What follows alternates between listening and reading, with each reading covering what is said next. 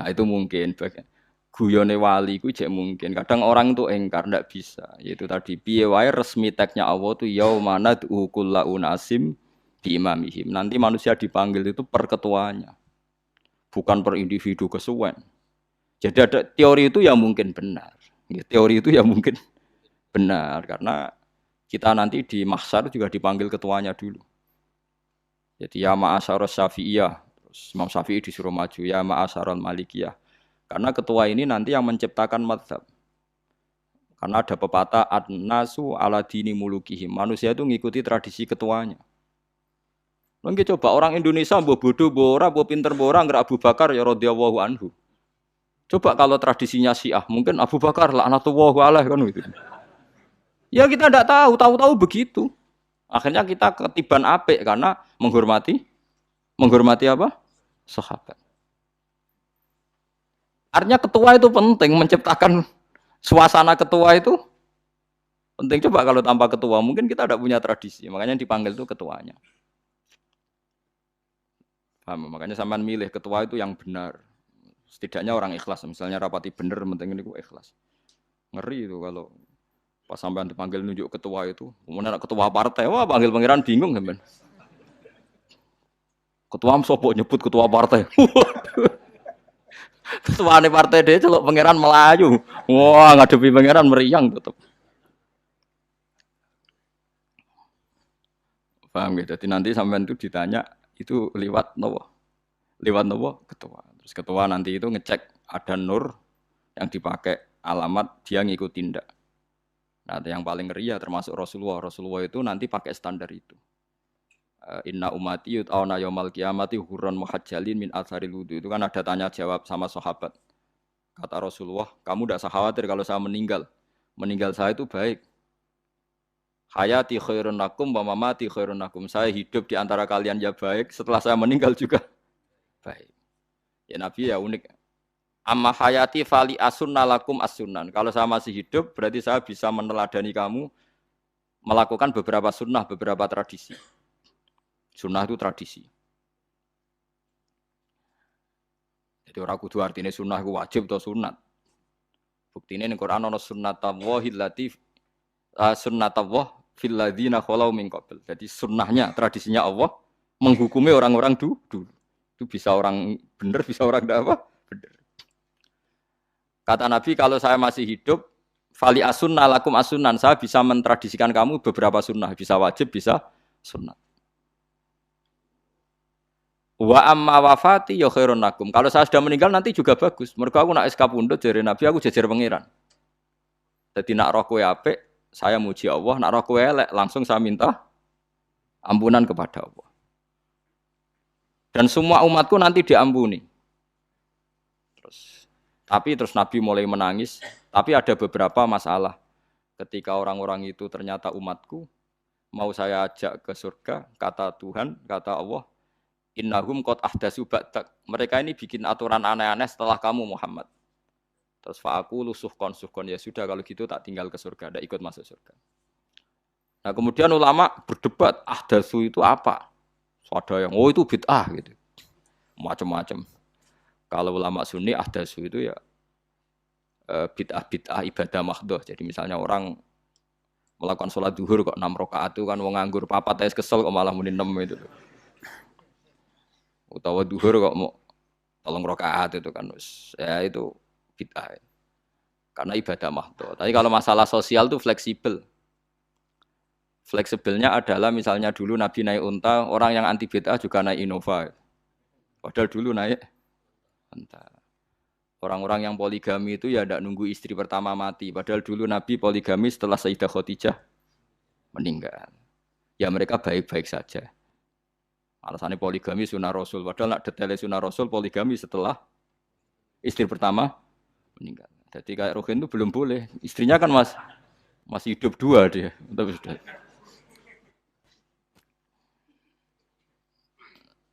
Nah, bukan artinya kalau sampean memaksakan gitu. Sampean kalau nggak percaya saya bacakan ayat. Wal khailah wal bihola wal hamira litarkabuha wazina. Kamu bisa naik kuda, naik unta, naik himar. Setelah kamu naik, dan kamu tenang di atas punggungnya, litas tahu ala zuhuri, summa tazkuru ni'mata rabbikum idza stawaitum alaihi wa taqulu subhanalladzi sakhkhara lana hadza ma kunna lahu muqrinin. Artinya ketika kita naik onta zaman dulu dan tagnya memang onta, itu terus kamu baca subhanalladzi sakhkhara lana hadza. Apakah sekarang kesunatan baca itu kalau yang ditumpai onta, sehingga kalau yang naik Innova tidak usah baca itu? Gitu.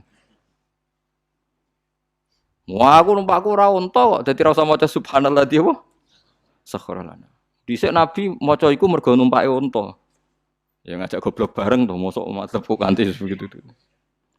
Makanya sensitif, bakas bid'ah Anda itu sensitif. Tidak usah dibahas, biasa saja. Nek senara cocok ya diem aja. Sudah, sebenarnya nara cocok kalau sampai ngelakoni, tapi tidak usah komentar karena jelimet. Saya pernah ditelepon orang, dimaki-maki. Orang Sidoarjo. Padahal orang Jawa Timur, ya aneh. Kan ada orang matur Rasulullah, namanya Abdullah bin Amr.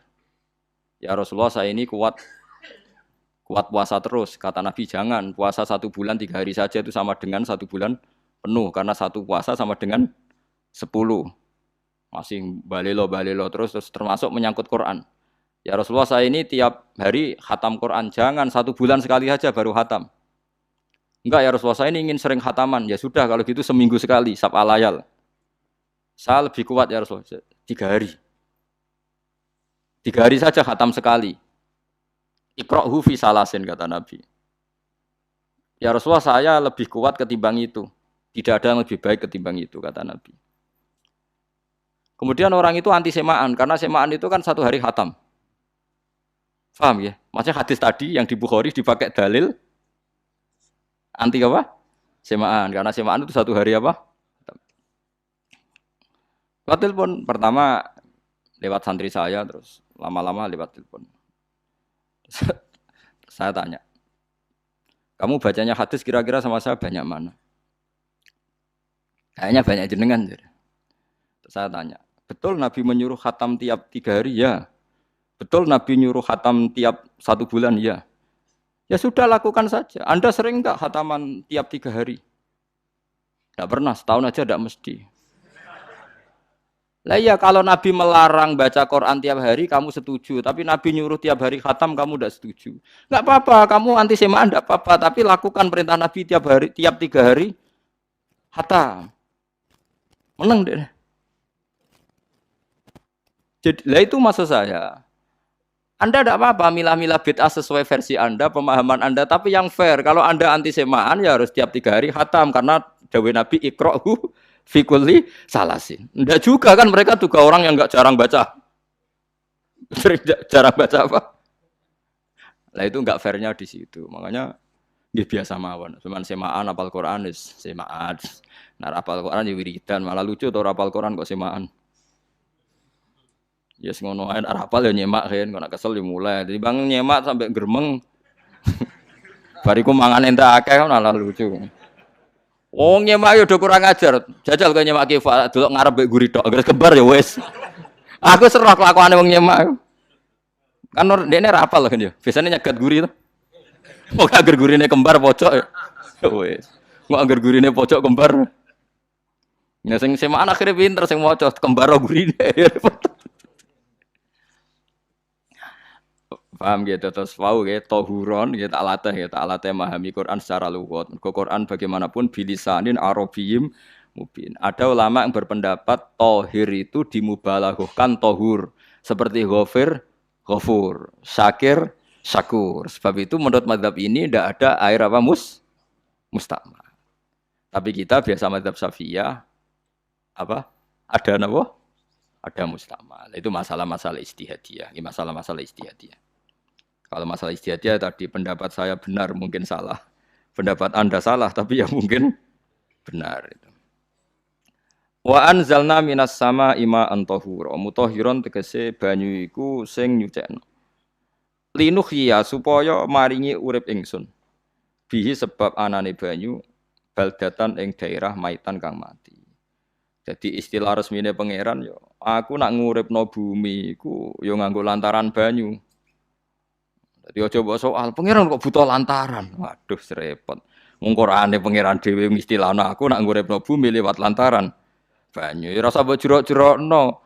Pangeran kok butuh lantaran. Ora usah lantaran lah ya iso, tapi nek Allah nganggo lantaran ya oleh, ya aja terus Allah kok nganggo wasilah. Wah ya malah kacau. Ora usah ngono-ngono, ora usah mikir. Pokoke Qur'an diwaca ora usah dipikir, pun iman nonton mawon kok repot. Iman kok napa? Kok repot. Linuh ya supaya ngurip-ngurip sapa ingsun bi sebab banyu. Baldatan ing negara atau daerah maitan kang mati. Jadi sampean jangan mengatakan kalau Allah untuk menghidupkan bumi butuh air ya keliru. Allah itu tidak butuh apa-apa. Allah itu tidak butuh apa-apa. Tapi kalau Allah punya sunnah, punya adat menghidupkan bumi itu pakai air, ya Allah jangan kamu atur. Kira pangeran kok ngatur. Itu kan ada cerita di kitab-kitab itu termasuk di Ihya itu. Nabi Musa itu sok dekat Allah. Jadi enggak mau mimik obat. Membuktikan bahwa Allah itu tidak butuh wasilah. Akokir itu maknanya obat-obatan yang dari herbal itu bahasa Arabnya apa? Al-akokir. Dia setiap konsultasi sama dokter disuruh minum herbal itu.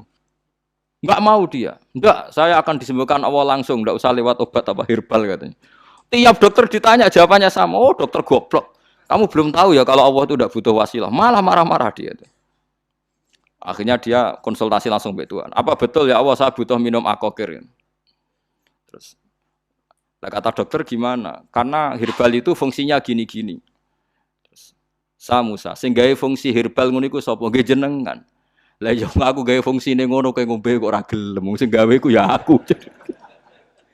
Jadi sing gawe bodrek ku nek kowe ngelu, bodrek mandi sing gawe ku ya pangeran, rumangsamu sapa? Sing gawe ruhin abar kelon lega ya pangeran. Mangsamu sapa? Omane bojone ayu kan. Ah, sing wis pangeran ora usah aku isin gengsi, ora usah ngono. Kalau muni elek dibanding bojone ning swarga, nek ning donya ya ayu, nguruhin ya diselera udarane. Paham gitu. Terus itu masalah yang enggak akan selesai ila yaumil qiyamah. Jadi ada cara pandang langsung Allah itu ya bisa. Tapi misalnya ada sunnatullah ya jangan kamu tentang. Termasuk Nabi Musa akhirnya Nabi Musa mau minum, setelah minum sembuh. Terus ketika sembuh diberitahu Allah, memangnya kenapa kalau minum obat itu? Obat itu ada khasiatnya yang bikin juga Allah. Kok kamu hindari itu alasannya apa? Wong yang bikin juga Allah. Makanya kalau kamu percaya wasilah, kalau terpaksa percaya, kamu harus yakin bahwa nomor satu adalah Allah Subhanahu wa Ta'ala. Kalau kamu takut orang itu syirik, ya gak apa-apa, kamu lawan, harus kamu lawan. Memang selera kamu begitu. Kamu harus tidak usah ikut pakai, wong kamu khawatir, tidak apa-apa. Jadi sing khawatir syirik, ora usah nganggo ali-ali, ora usah nganggo ake. Tapi sing seneng dagangan, yo nganggo. Ora usah jimat-jimatan ini niati napa? Booming ngoten mawon niati dagangan. Kulo nu akeh larang sedurunge rame-rame akeh. Barang akeh kerame terus mboten kula nggo. Wah, darani murah repot. Nggih kula mboten sombong. Dulu akehnya bapak itu zaman Bapak Sugeng tuh pernah ditawar ditukar mobil. Zaman itu mobilnya seharga 60 juta. Dan itu wasiat Bapak untuk saya. Saudara saya sepakat itu untuk saya. Dulu kadang-kadang tak pakai. Setelah akeh booming terus dikira ini yang gelondongan berapa kilo. 25.000 muruah, camah cara Jawa camah tidak pernah tak pakai. Saya yakin ikut turun itu akeh-akeh yang mahal itu. Karena dikira yang produk ya yang masal itu yang itu. Paham gitu. Terus sampean biar tahu duduk perkara ini. Jadi tohur ya tohuron itu sifat mubalaghah. Tapi kalau dalam madzhab Syafi'i tohur itu ismul alat. Jadi tidak maknanya mengulang-ulang sehingga Imam Syafi'i tidak membolehkan wudu pakai air apa? Mustamal. Lah menurut hadis kayaknya benar Imam Syafi'i secara lahir.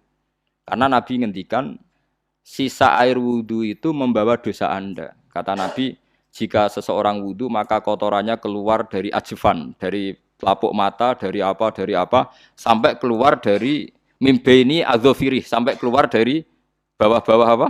Kuku. Sehingga kalau air ini sudah membawa kotoran dosa Anda, berarti air ini kan sudah menjadi air kotor.